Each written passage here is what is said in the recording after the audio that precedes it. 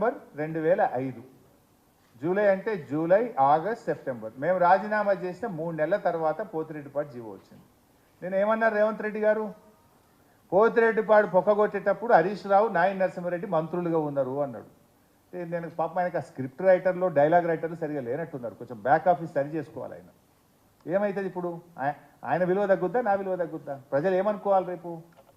ఇంత పచ్చి అబద్ధాలు మాట్లాడొచ్చునా? మేము అప్పటికే 3 నెలల ముందే మా మంత్రి పదవులను తెలంగాణ ప్రజల కోసం, తెలంగాణ ఉద్యమం కోసం ఏడాది కాలంలోనే పదవులు వదులుకున్న చరిత్ర మాది. పదవుల కోసం పెదవులు మూసుకున్నది, పదవుల కోసం పార్టీలు మారిన చరిత్ర నీకు, నీ మంత్రివర్గ సభ్యులకు ఉన్నది, మాకు లేదు.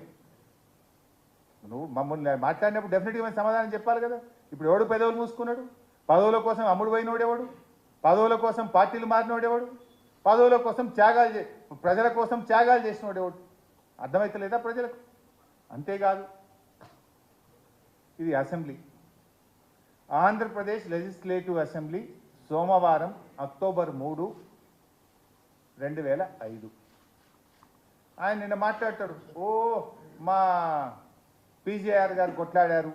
Yes, I agree. ఒకే ఒక్కడు కొట్లాడిండు పీజేఆర్. మీరందరూ పెదవులు పూసుకున్నారు. నువ్వు తెలుగుదేశంలో ఉన్నావు, మిగతా నీ క్యాబినెట్ సహచరులంతా కాంగ్రెస్ పార్టీలో ఉండి పెదవులు మూసుకున్నారు. కొట్లాడింది మేము. మాతో పాటు గొంతు కలిపినోడు ఆనాడు కాంగ్రెస్ పార్టీలో ఒక్కడే. కానీ ఆయన ఏ రకంగా మాట్లాడినా, మేము మంత్రులుగా ఉండి మేము పెదవులు మంత్రులుగా మేము లేము. అంతకు 3 నెలల ముందే రాజీనామా చేసినాం. రాజీనామా చేసి ఊరుకోలే మేము. అసెంబ్లీలో పేగులు దిగదాకా కొట్లాడినాం. అడ్జర్న్మెంట్ మోషన్ ఇచ్చినాం. I read out the adjournment motion. ఇది అసెంబ్లీ రికార్డు, అసెంబ్లీ నుంచి తెచ్చిందే కాపీ, నా సొంత కవిత్వం కాదు. This is in the record of assembly, మీరు చెక్ చేసుకోండి. అక్టోబర్ 3, 2005 మేము అడ్జర్న్మెంట్ మోషన్ ఇచ్చాం. అప్పుడు మా సభానాయకుడు డాక్టర్ విజయరామారావు గారు, I will read out.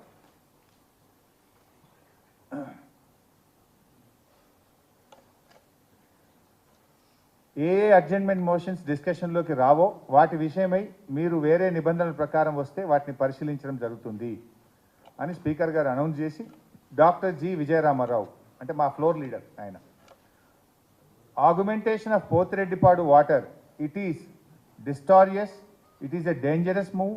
The government decision is adversely affecting the interests of Telangana and Delta region.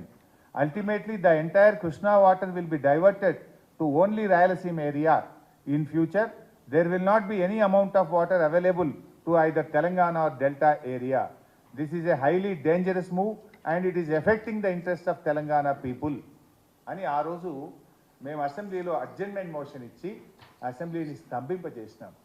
ఒక్కరోజు 2 రోజులు కాదు, పోతిరెడ్డిపాడు మీద 40 రోజులు అసెంబ్లీని స్తంభింపజేసి ఉమ్మడి ఆంధ్రప్రదేశ్లో గడగడలాడించింది ఆనాటి టీఆర్ఎస్ పార్టీ. పోరాడింది మేము. గొంతు పోయేదాకా గొంతు చించుకొని మేము గొంతెత్తి నినాదాలు ఇచ్చినాం. పేగులు దిగదాకా కొట్లాడినటువంటి పార్టీ టీఆర్ఎస్ పార్టీ ఆ రోజు.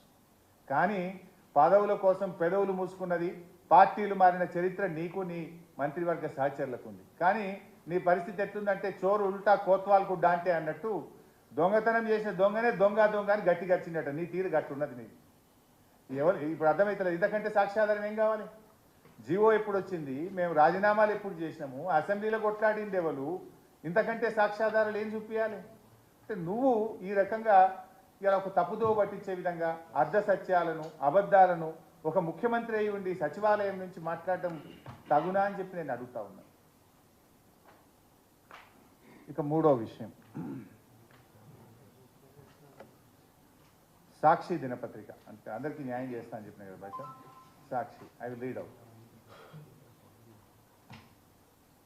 ఇందులో సాక్షి దినపత్రికలో ఈరోజు గత ఏడాది మే 19న జరిగిన కృష్ణా బోర్డు 17వ సమావేశంలో ప్రాజెక్టులు అప్పజెప్పేందుకు ఒప్పుకుంటూ కేసీఆర్ స్వయంగా సంతకాలు చేశాడు. ఇప్పుడే చదివాను 17వ బోర్డు మీటింగ్ మీకు. This is 17th board meeting by sir. ఇందులో సరే మొదలేమో అప్పజెప్పడానికి నిర్ణయం అయింది, దాని మీద కేసీఆర్ సంతకము పెట్టిండు అన్నాడు. సరే, ఇందాక నేను చదివిన అప్పజెప్పడానికి నిర్ణయం కాలేదు. అప్పజెప్పకుండా తెలంగాణ నుంచి ఆ రోజు హాజరైనటువంటి స్పెషల్ చీఫ్ సెక్రటరీ గారు పేరా నంబర్ 17.11లో ఏం చెప్పారో చెప్పాను నేను, మళ్ళీ చదువుతాను. To this Special Chief Secretary IN CAD, Government of Telangana stated that they do not agree for transfer of the components of Srisailam and Nagarjuna Sagar and stressed that the matter may be referred to the Apex Council to discuss common assets and the review of Gazette Notification 2842. First of all, అప్పచెప్పలేదు. ఆయన ఇంకో అబద్ధం ఏం మాట్లాడిండు, కేసీఆర్ఏ స్వయంగా సంతకం పెట్టిండు. ఈ మినిట్స్లో ఎవరెవరు మీటింగ్ అటెండ్ అయినరో కూడా ఉంటుంది బై సాబ్ లాస్ట్ పేజ్లో. ఇందులో పేజ్ నెంబర్ 21. ఇది list of the participants of the 17th meeting of Krishna river management board held on 10th May 2023. ఇందులో ఎవరు అటెండ్ అయ్యారు, కేఆర్ఎంబికి వెళ్ళి Nandakumar chairman, Raipur member secretary, ఇట్లా ఒక 29 మంది కేఆర్ఎంబి పేర్లు ఉన్నాయి. Government of Andhra Pradesh Shashibhushan IAS, Narayana Reddy 12 పేర్లు ఇంజనీర్లు అయి ఉన్నాయి. Government of Telangana doctor Rajat Kumar IAS special chief secretary, C Muralidhar ENC, Mohan Kumar chief engineer, ఇట్లా 29 మంది తెలంగాణకి వెళ్ళి ఎవరెవరు పాల్గొన్నారో ఇంట్లో ఉన్నారు. కేసీఆర్ మీటింగ్కే పోలే, మీటింగ్లో ఎవరు పాల్గొన్నారో ఇంట్లో ఉన్నది. ఈ ముఖ్యమంత్రి కేసీఆర్ఏ సంతకం పెట్టిండని పచ్చబద్దాలు మాట్లాడితే ఇంతకంటే జూటాకోరు ముఖ్యమంత్రి ఇంకోళ్ళు ఉంటారా? అబద్ధాలు ఆడడానికి కూడా హద్దు పద్దు ఉంటుందండి. ఇట్లా అబద్ధాలు ఆడేది. మీటింగ్లో ఎవరు పాల్గొన్నారో ఉన్నారు కదా. ఆయన గారు అంటాడు కేసీఆర్ఏ సంతకం పెట్టిండు అంటాడు. ఇది సాక్షి దినపత్రికలో వచ్చిన దాని మీద మీకు చెప్పే ప్రయత్నం చేస్తా ఉన్నా. ఇక వెలుగు దినపత్రిక,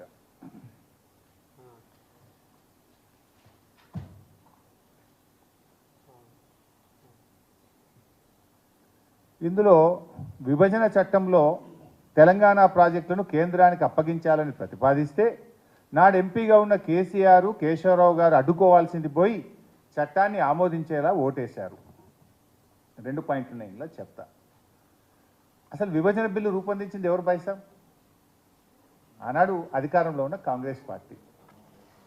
విభజన బిల్లును ప్రధానంగా జయరాం రమేష్ గారు, చిదంబరం గారు, దిగ్విజయ్ సింగ్ గారు, ప్రణబ్ ముఖర్జీ గారు వారి పర్యవేక్షణలో ఆ రోజు ఏపీ రీఆర్గనైజేషన్ యాక్ట్ బిల్లు రూపొందించబడ్డది.